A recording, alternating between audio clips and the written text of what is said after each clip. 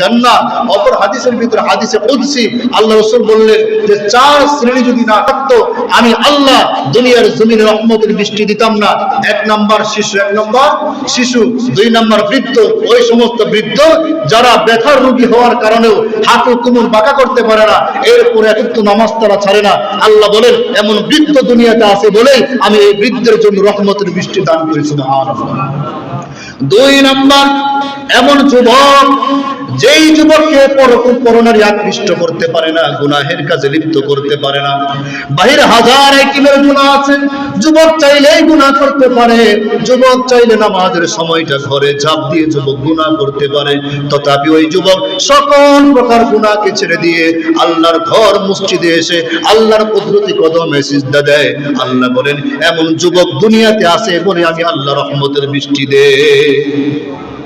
যুবক সাবধান, আল্লাহ আপনাকে এত ভালোবাসে, এত ভালোবাসে যে তোমার মতো যুবক যদি দুনিয়াতে না থাকতো আল্লাহ রহমতের বৃষ্টি দিত না।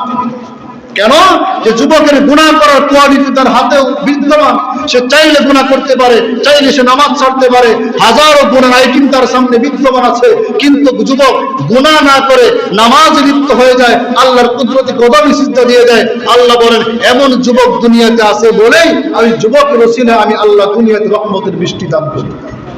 চার নাম্বার আল্লাহ রাব্বুল আলামিন হাদিসে কুদসির ভিতরে বলেন দুনিয়ার জমিনে কিছু পশু পাখি আছে, হায়ান জানোয়ার আছে, যেই জানোয়ারের কোনো গুনাহ নাই, গরু ছাগলের কোনো গুনাহ নাই, ভেড়া বকরির কোনো গুনাহ নাই, হাঁস মুরগির কোনো গুনাহ নাই, যার কারণে তাদের ওসিলায় আমি আল্লাহ দুনিয়াতে রহমতের বৃষ্টি দেই।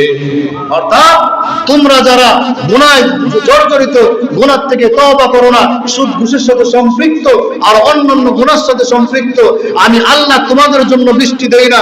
যদি দুনিয়াতে ওই যুবক না থাকতো, ওই বৃদ্ধ না থাকতো, ওই শিশু না থাকতো, ওই হায়ান জানোয়ার যদি না থাকতো, আমি আল্লাহ রহমতের বৃষ্টি দুনিয়াতে দেই না। অতএব নিজেকে নিজে প্রশ্ন করি আমি কোন গুনাহে লিপ্ত আছি, আমার কারণে হয়তো আল্লাহ রহমতের বৃষ্টি থেকে আমাদেরকে বঞ্চিত করছে।